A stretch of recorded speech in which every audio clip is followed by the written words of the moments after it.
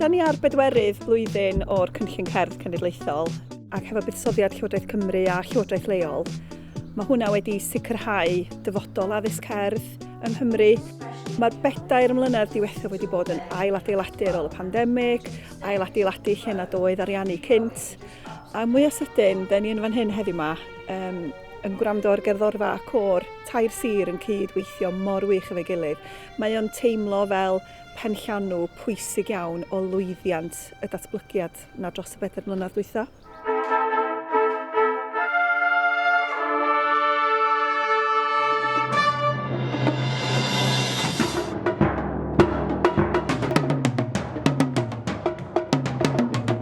I fod yn onest, ro'n i jyst yn rili gyffroes i fod yn rhan o rhywbeth oedd un gyda Tair Sir yn lle jyst Ceredigion a'r ffaith bod y Steddfod yn Aberteifi.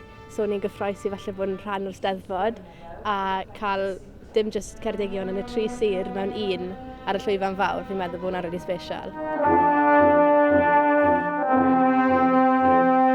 Da ni wedi bod yn trafod yn yr ymarfer heddiw yma.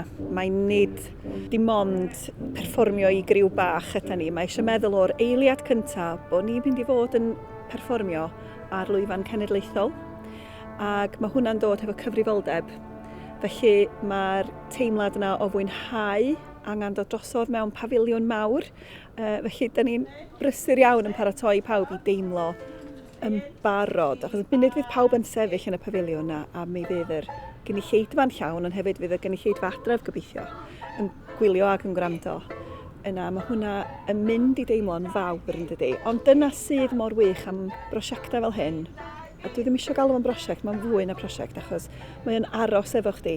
Ar ôl i'r perfformiad fynd drosodd, mi fydd y profiad a'r teimlad o orfod cymryd y cyfrifoldeb a'r teimlad yna o wrandor y gerddoriaeth ac ymateb cynulleidfa. Wel, does na ddim teimlad tebyg a dyna pam da ni'n gwneud beth da ni'n gwneud.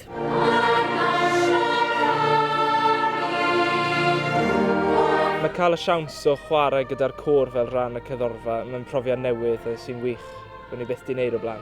A hefyd dwi'n credu mae'n cyfleddau i gael ei chwarae dar sydd wedi cael ei comisiynu gan gyfansoddwr o Gymru. Mae'n hyfryd cael cymdeithasu gyda'r plant arall o'r siroedd arall, cwrdd pobl newydd a chwarae darnau byddwn ni byth wedi meddwl byddwn ni'n chwarae gan bod nhw wedi comisiynu'n ar gyfer ni. Rwy'n rili edrych ymlaen i perfformio yn yr Eisteddfod. Rwy'n meddwl mae'n fraint iawn i perfformio efo pawb yn yr siroedd.